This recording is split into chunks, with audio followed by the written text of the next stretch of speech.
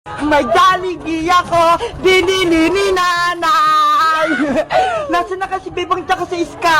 Ipapakita ko sa kanila itong chicken joy ko. Ang sarap-sarap. Nay, lalabos lang po ako ha. May kipaglaro lang po kay Princess pati kay Iska.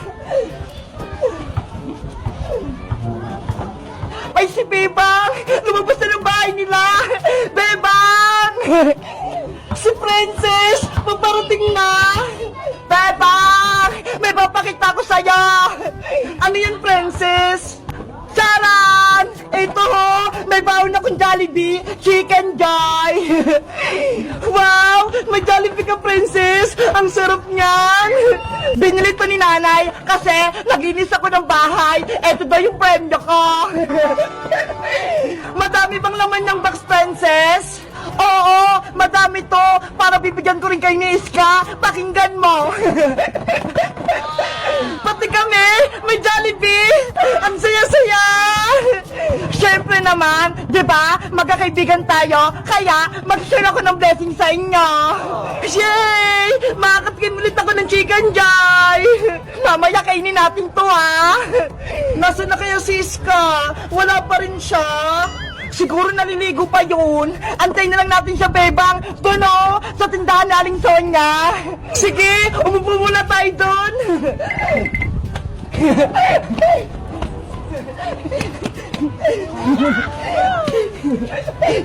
Jollibee, wait ka lang ha. Kakainin ka namin mamaya. Bebang! Princess!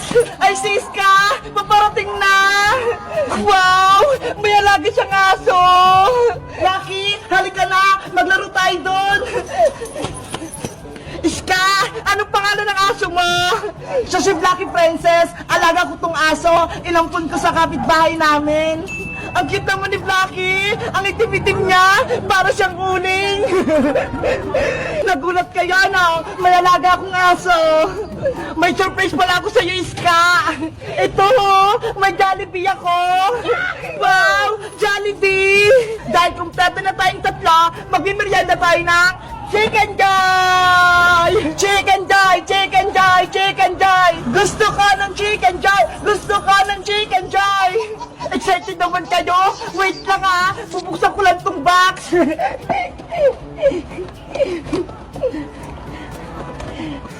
Wow! Ang bango! Naamoy ko na! Eto na yung Chicken Joy mo, Bebang! Pakpak! Gusto ko nito! Thank you, Princess!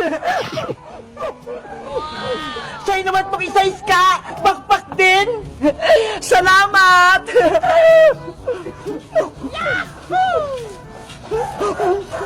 Sarap! At syempre, eto naman yung sa'kin! Charan! Hala! Ang laki ng Chicken Joy mo, Princess! Diba? Ang laki-laki! Panigurado mabubusog ako nito! At Lucky, huwag kang mainggit sa'kin! Akin lang to! Princess, bigyan mo din ng konting Chicken Joy si Blacky! Kawawa naman siya! Ayoko, Bebang! Akin lang yung Chicken Joy ko! Nainggit ka talaga, Blacky! Hindi kita bibigyan! Kakainin ko na to!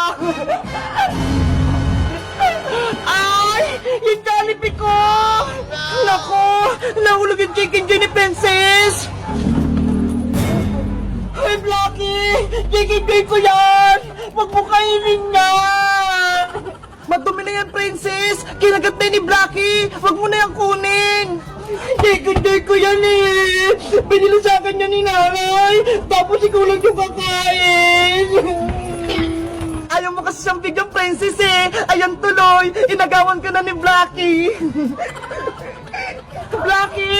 Akin yan! Pati pala si Blacky gusto ng Jollibee! Bebang! Nasaan ka na? Tulungan mo ako! Sana okay po si Rafael ng Diwata. Kailangan kong dalhin tong gamot niya. Bebang! Saan ka pupunta? Mukhang nagmamadali ka ha. Iska! May sasabihin ako sa'yo. Dali! Ano yun? Huwag kang maingay sikreto lang to. May nakita kong diwata dun sa may garden. Ha? Diwata? Totoo ba yun, Bebang? Oo, kaso may sugat siya. Kaya samahan mo ko, Iska, para magamot natin siya. Sige, gusto ko rin siyang makita. Bilisan mo. Ay aba, si Iska at si Bebang, mukhang may sikreto sila. Susundan ko nga para malaman ko. Oh no!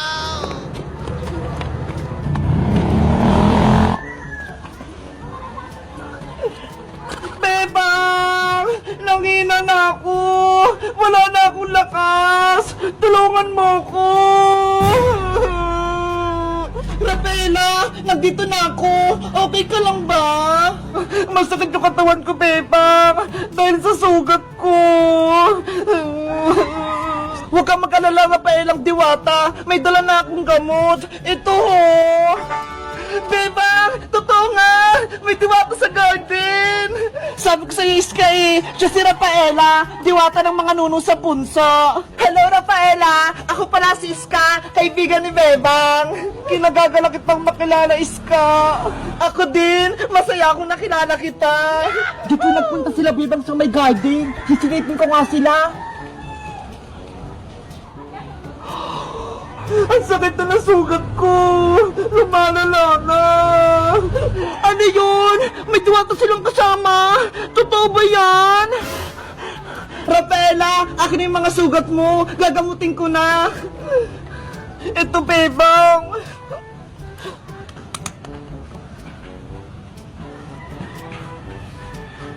Aray ko! Ang hapde! Ano nilalagay mo, Bebang? Bakit parang sumasakit? Huwag kang matakot. Alkohol lang to ho. Mabilis tong magpalunas sa mga sugat. Ibang paraan yung paggagamot sa inyo, Bebang. Sa amin, magic dash lang. Siyempre, may mga magic kayo Kaming mga tao, wala. Kaya gamot yung gamot namin. Relax ka lang, Rafaela. Gagaling din yung sugat mo. Magtiwala ka lang kay Bebang. Ang bait nyo palang mga tao. Akala ko, ang sasama-sama nyo. Buti na lang nakita ko ni Bebang. Tinulungan niya ako. Ang turo kasi sa akin ni nanay, kaaway man o kaibigan, tutulungan kapag may nangangailangan.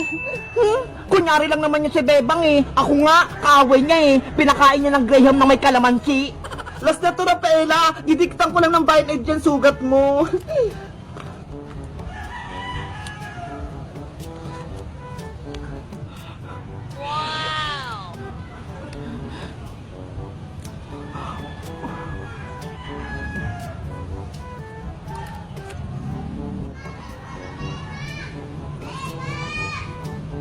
Ayan! Okay na! Gagaling na yung sugat mo, Rafaela! Ang galing mo, Bebang! Pwede ka na maging doktor! Thank you, Bebang! Mabuti kang tao! Utang na loob ko yung pagtulong mo sa akin! Wala yun, Rafaela! Ang isipin mo, magpagaling ka! Sana makita ko na yung magic wand ko para mabilis na akong gumaling at mabigyan ko rin kayo ng gantimpala! Nasaan ba kasing magic wand mo, Rafaela? Bakit hindi mo dala? Nawawala siya Hindi ko makita. Yari, baka makita pa ng iba. Gamitin pa sa masama. Ano? Nawawala yung magic wand ng diwata? Hahanapin ko yun para magka-magic ako. Nasaan kaya yun? Hello guys! Ako si Rafaela. Gusto nyo ba akong maging kaibigan? Kahit diwata ako? Mag-comment lang kayo para sa part 3. Bye-bye! Wow! Namunga ng pera yung mga tinanim natin. May 1,000, 500, 200, 150 at meron pang mga bariya. Ang galing! May gold pa! Iska, alam mo ba kung paano dumami yung pera ko? Bakit naman gusto mo dumami yung pera mo, Bebang? Kasi wala kaming ulam Gusto ko makabili ng fried chicken. Ganon? Oo, gusto ko sanang dumami itong maipon kong pera. Hindi pa to kasya pambiling fried chicken May naisip akong paraan para dumami ang pera mo, Bebang. Talaga, Iska, Paano? Sabihin mo na. Mamaya ko na sasabihin. Halika, sumama ka sa akin. 20 minutes later. Iska, bakit tayo nagbukay ng lupa? Sabi ng matatanda, kapag daw yung pera mo, tinanim mo sa ilalim ng lupa, tutubo daw ito at bubunga ng maraming pera. Talaga ba? Ang swerte ko naman, dadami tong pera ko. Ano kayang ginagawa ng dalawa doon? Bebang, Iska, anong ginagawa niyo dyan? Princess, nagtatanim kami ng pera. Sayang naman yung pera, masisira lang sa ilalim ng lupa. Sabi kasi ni Iska, dadami daw tong pera kapag tinanim. Hindi totoo yan. Totoo ba yan? Wala namang mawawala, Princess, kapag sinubukan natin. May pera ka din ba dyan, Princess? Para isama din natin sa pagtanim. Sige, isama nyo na rin tong mga bariyang pera ko para dumami din. Akin na yung pera nyo, ibabaon na natin. Oh, Iska, eto yung pera ko. Isang 20, isang 50. Sigurado ka dyan, Iska, ah. Kapag yan nawala, yari ka sa akin. Ayan, tapos na. Diligan din natin para mas mabilis na tumubo. Tama na yan, Bebang. Marami na yung tubig. Bebang, Princess, antay na lang natin bukas. Baka tumubo na. Bilisan mong tumubo pera, ha? Uuwi na kami. Meanwhile,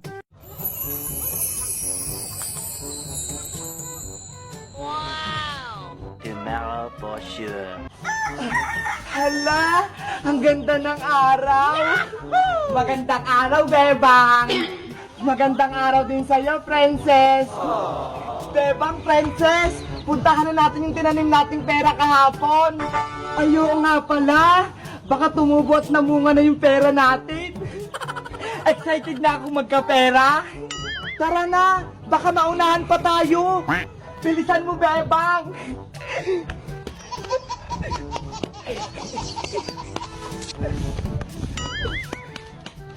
Bebang, Princess, tignan nyo, ho.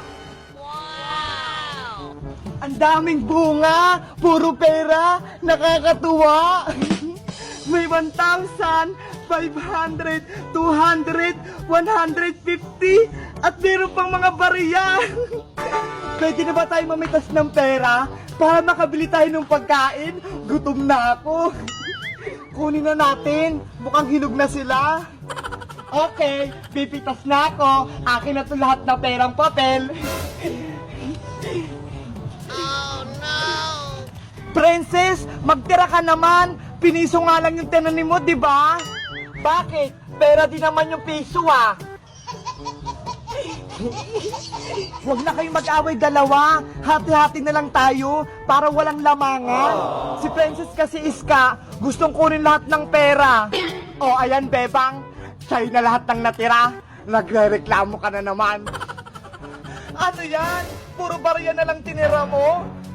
Sa inyo na lahat yan ni Iska. Madami pa yan. Akin na to. Nani?